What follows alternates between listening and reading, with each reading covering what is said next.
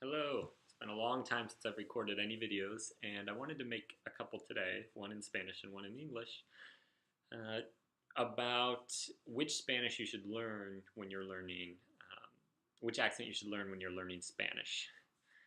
Because a lot of people, Americans that are here, they want to learn Spanish. It's a very useful language. The United States is the country with the second largest population of native Spanish speakers after Mexico. And so, um, it's a useful language to learn, and there's a lot of people here that you can learn it with.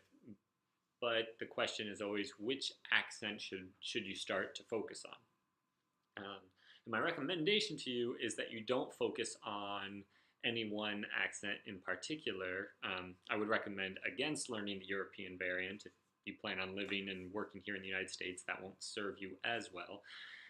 But I recommend you try to just get different materials. And most materials for beginners in American Spanish is not any one accent in particular.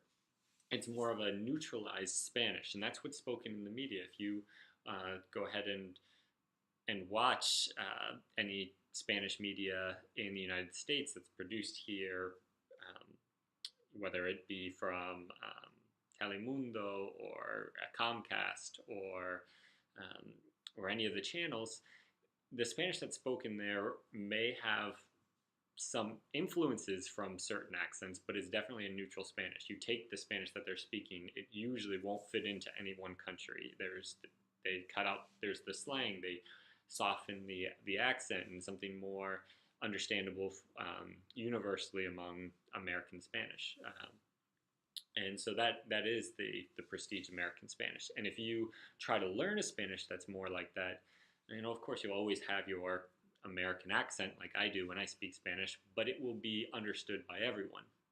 Now, as you get to make more friends that speak Spanish, you may start to develop a slight twinge towards one of the accents. When I originally learned Spanish, I first learned it with friends from Colombia. Great people, good friends from, especially along the coast of Colombia.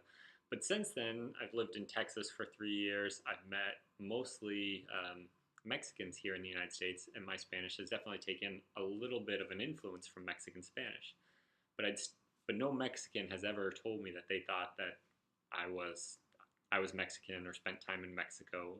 It's still a somewhat neutral American accent, which is who I am, and everyone understands me, and I understand them. And I think that is the way to go for it. Don't worry so much. My key point is don't worry about the accent.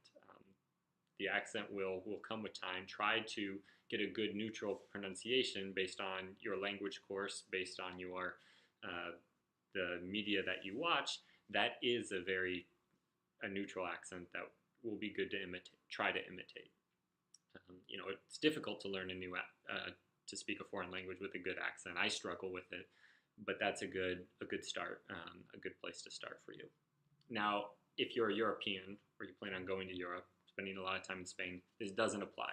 Spain does have a prestige accent, and it seems to be, I'm no expert in European Spanish. I'm planning to go to Spain for the first time ever in May, and I'm actually going to the south of Spain. But from what I know, from what I've read and heard from people, it seems like somewhere between Madrid and Salamanca, there's the main accent that is the prestige accent there. You can go there, visit it.